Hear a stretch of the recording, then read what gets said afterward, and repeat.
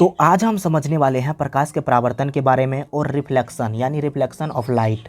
परावर्तन क्या होता है समझिएगा, आपतित किरण क्या होता है, परावर्तित किरण क्या होता है, आपतन बिंदु पर क्या होता है। ये जो दोनों कोण हैं आपस में क्या होता है, बराबर होता है और आने वाली किरण को आपतित किरण और जाने वाली किरण को परावर्तित किरण कहा जाता है।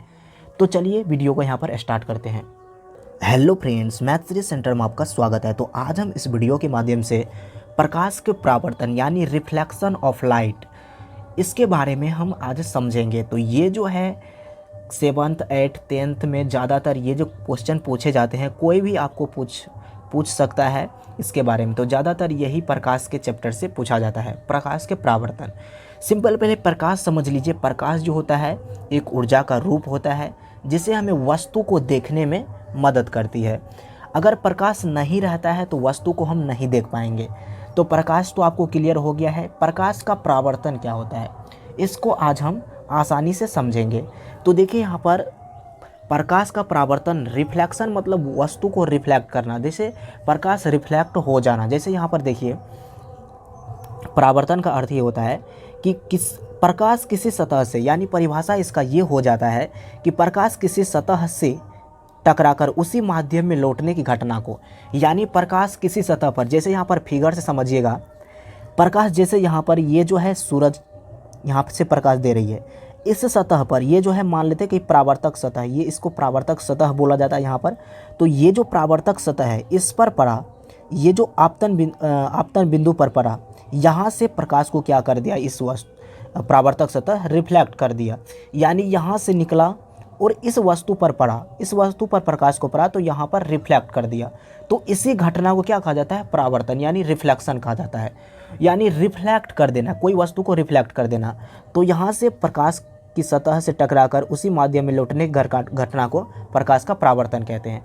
अब यहाँ पर देखिए, गौर से समझिएगा, ये जो किरण आ रही है, ये जो किरण आ रही है और ये जो किरण जा रही है, इसका भी कुछ ना कुछ नाम होगा, कुछ ना कुछ अर्थ होगा।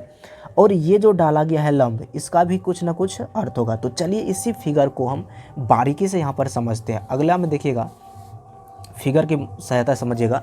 यहाँ पर है आपतित किरण। आपतित किरण क्या होता है, तो आपतित किरण ये जो रेखा है, ये जो रेखा यहाँ से यहाँ पर पड़ा, यही जो रेखा यहाँ से यहाँ तक पड़ा है, इसी को कहा जाता है आपतित किरण, यानी आने वाली किरण को आपतित किरण। इसका शुद्ध परिभाषा हो जाएगा, किसी स्रोत से आकर किसी सतह पर पड़ने वाली प्रकाश की किरण को आपतित किरण कहेंगे। यहाँ पर सिंपल सरल भाषा में यहाँ पर लिख दी है, आप इसको नोट कर लीजिए क्योंकि ज़्यादातर यहीं से प्रश्न पूछे जाते हैं। तो यहाँ पर क्या कि आने वाली, सिंपल भाषा में किसी को समझाने के लिए बोल सकते हैं, आने वाली किरण को आपतित किरण कहा जाता है और यहाँ से सतह से जाने वाली किरण को परावर्तित कहा जाता है। अब यहाँ से समझिएगा गौर से, ये जो आई कोण जो है, ये कोण और ये कोण, ये होता है आपतन कोण, यानी आपतित किरण और अभिलंब, ये जो डाला गया है अभिलंब डाला गया है। आपतित किरण और अभिलंब के बीच बने कोण को आपतन कोण कहा जाता है और परावर्तित किरण और अभिलंब के बीच के कोण को परावर्तन कोण कहा जाता है। तो यहाँ पर समझिएगा इसका परिभाषा भी, आपतन कोण यहाँ पर है तो आपतित किरण और आपतन बिंदु पर, ये जो आपतन बिंदु है, ये आपतित किरण और आपतन बिंदु पर डाला गया अभिलंब के बीच के बने कोण को आपतन कोण कहा जाता है। तो यहाँ से परिभाषा आपको स्पष्ट हो गया। अब देखिए अगला परिभाषा समझिएगा, यहाँ पर परावर्तन कोण, परावर्तित, ये जो है परावर्तित किरण और आपतन बिंदु पर, परावर्तित किरण और आपतन बिंदु पर डाले गए लंब अभिलंब के बीच बने कोण को, इसे कहा जाता है परावर्तन कोण। इसे आर से सूचित किया जाता है और आपतन कोण को आई से सूचित किया जाता है, परावर्तन कोण को आर से सूचित किया जाता है। अब यहाँ पर गौर से समझिएगा, परावर्तन के दो नियम होते हैं सिंपल, इसको फिगर से आप समझ लेते हैं, इसको फिगर की मदद से आप समझ लेते हैं। यहाँ पर गौर से समझिएगा, परावर्तन के दो नियम होते हैं सिंपल, इसको फिगर से आप समझ लेते हैं, इसको फिगर की मदद से आप समझ लेते हैं तो कहीं भी आप इसको आसानी से किसी को भी समझा सकते हैं और अपना भी काम निकाल सकते हैं यहाँ पर। तो देखिए परावर्तन के दो नियम सिंपली होते हैं। यहाँ पर देखिए आपतित किरण और परावर्तित किरण, आने वाली किरण और जाने वाली किरण, और आपतन बिंदु, ये जो आपतन बिंदु पर डाला गया अभिलंब जो डाला गया है, तीनों एक ही समतल में होते हैं। एक ही समतल में होते हैं, यानी एक ही समतल में होते हैं। अगर दूसरा है, इसके दो नियम होते हैं। दूसरा है आपतन कोण, परावर्तन कोण।